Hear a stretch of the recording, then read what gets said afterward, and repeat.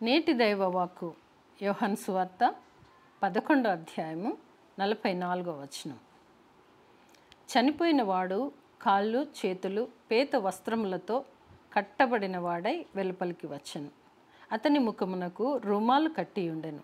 అంతటా యేసు, మీరు అతని కట్లు విప్పి పోనీయుడని వారితో చెప్పాను.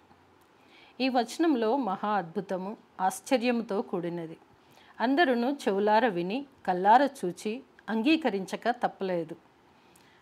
అనేక మంది సమక్షంలో పట్టపగలు అనేక మంది వీక్షించుచుండగా బహిరంగంగా జరిగిన మహా అద్భుతము అని అనొచ్చు.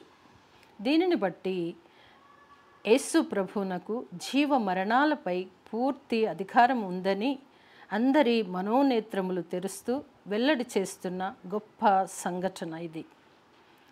అలాగే ఒక సందర్భంలో ప్రభు అలాంటి అధికారము ఉందని చెప్పారు.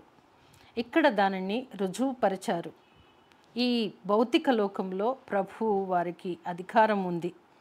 4 దినముల క్రితం మరణించిన ఆ శరీరం ఎలాంటి దశకు చేరుకుంటుందో మనమందరము ఊహించగలం.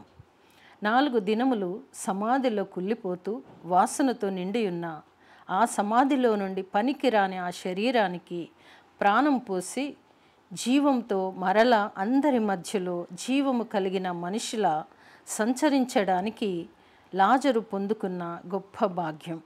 ఈ సందర్భాన్ని చూసిన వారు కూడా ధన్యులే అని చెప్పచ్చు.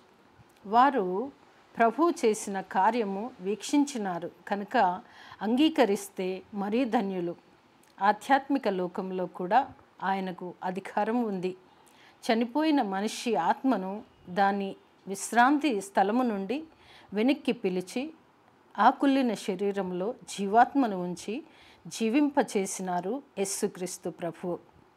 ఈ భూలోకంలో జరుగుచున్న కార్యము కావున కట్లు విప్పుటకు మనుషులకు కూడా అవకాశం కల్పించారు.